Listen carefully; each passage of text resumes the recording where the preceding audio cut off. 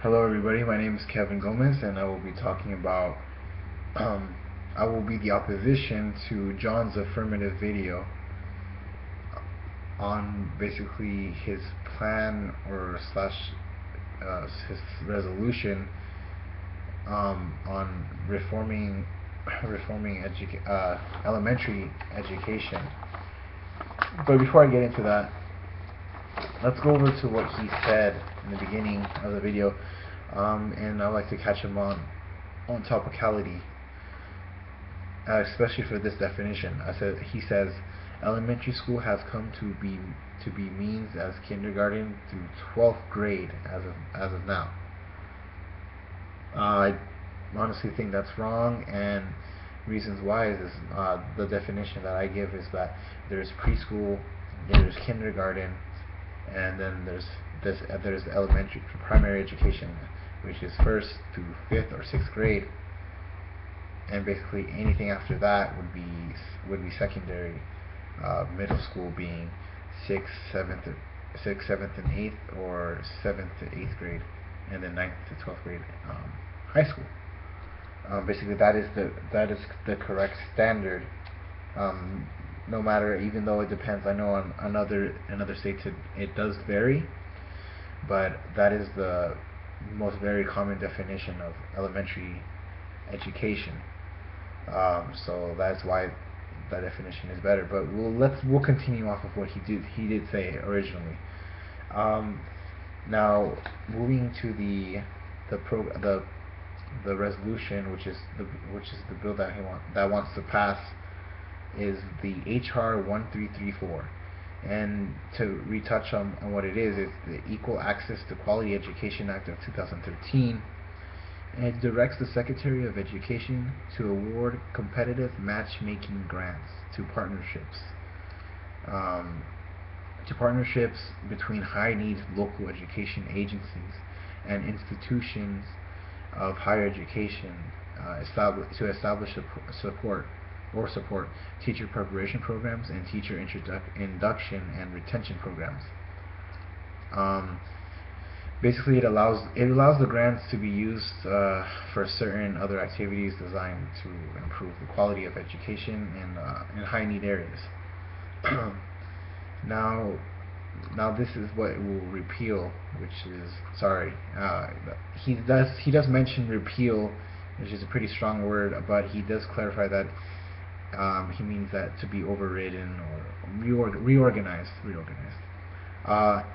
The No Child Left Behind Act gives our schools and our country groundbreaking education reform based on stronger accountability for results, more flexibility for states and communities, and emphasis on proven education methods, and more options for parents.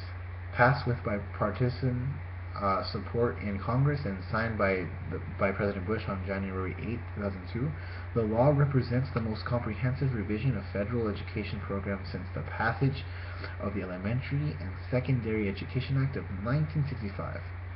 The No Child Left Behind Act programs in the President's FY 2006 proposed budgets include the Title I, which is the largest federal K-12 program, would provide over $13 billion to local districts to improve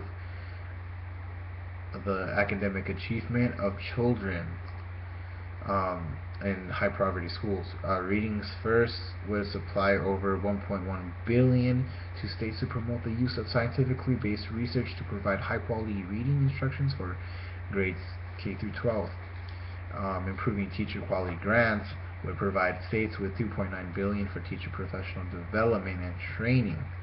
English language acquisitions would provide $675.8 million to states to assist schools in improving the education of limited English proficient children by teaching them English and helping them meet state academic standards. And basically, what I feel is that, I mean, what about the other countries out there that spend less on education, and somehow they do better than us? And you would think that that does not sound right. I honestly think it's the students. It's the students right here. That's the key word, and we'll get back to that in a second. But just going back to what this is gonna have to cost, which is gonna be $7,000 per teacher to basically re-educate and to teach them, so they can teach our students.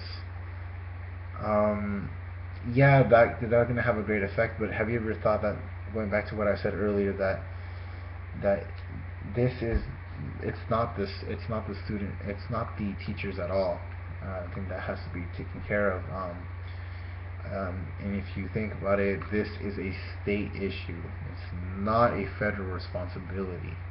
That's the main key that basically overthrows this whole thing. And this is why my argument for for not for not repealing the No Child Left Behind Act is a good reason.